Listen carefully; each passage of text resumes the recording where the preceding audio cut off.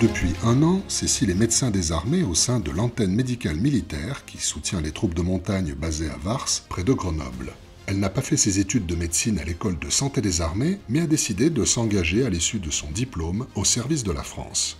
Pour cela, Cécile a signé un contrat de 3 ans avec le service de santé des armées qu'elle pourra renouveler jusqu'à la fin de sa carrière. J'ai mis du temps à savoir que ça existait, en fait, la possibilité d'être médecin militaire quand on est du monde civil et qu'on pouvait l'être au même titre que les médecins militaires, donc partir en mission de la même façon, à la même fréquence, etc., avoir accès aux mêmes formations. Il va y avoir les formations, bien sûr, médicales, de formation continue qu'on a dans le civil, donc la même chose pour continuer à se former, apprendre de nouvelles choses.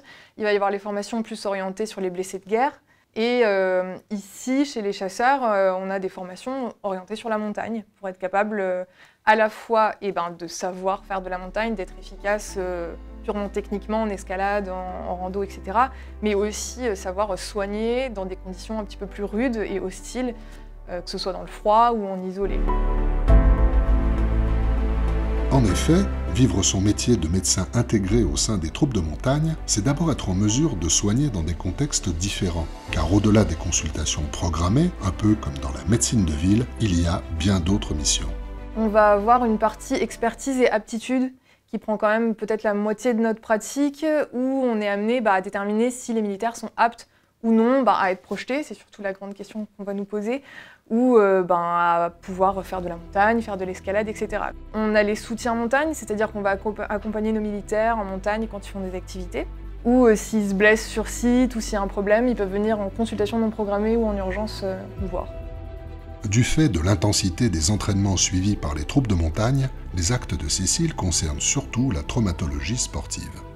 Traiter ces blessures et accompagner les soldats dans leur convalescence apporte à Cécile un vrai savoir-faire. On a ce travail d'expertise qu'on n'a pas en tant que médecin généraliste dans le civil, où on nous demande de répondre en termes d'aptitude. On connaît le métier des gens qu'on soigne, on sait ce qu'ils doivent faire au quotidien, et du coup, on est plus à même de trancher sur est-ce qu'ils peuvent le faire, est-ce qu'ils ne peuvent pas le faire. Les questions qu'on nous pose, ça va toujours être cette blessure, est-ce qu'elle sera guérie pour partir en mission? Tout tourne autour de la mission.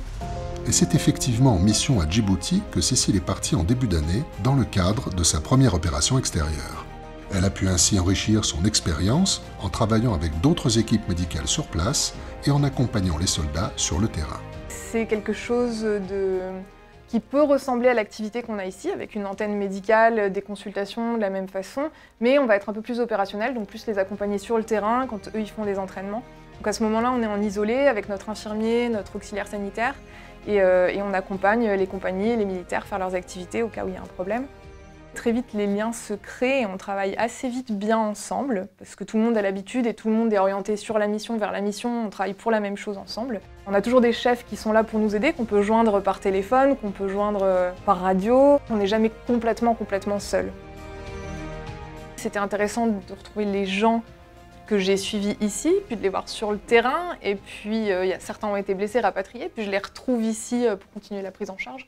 Ça, c'est quelque chose que j'apprécie parce qu'on voit vraiment, on voit qu'on est utile aux gens et qu'on peut les suivre dans leur carrière avec notre rapport, nous, de soignants. Si on veut faire un métier dans l'action, avec du sport, au contact de ses patients, en travaillant même avec eux, et sans s'ennuyer, en étant chaque jour challengé dans des nouvelles choses, c'est le métier qu'il faut faire, je pense.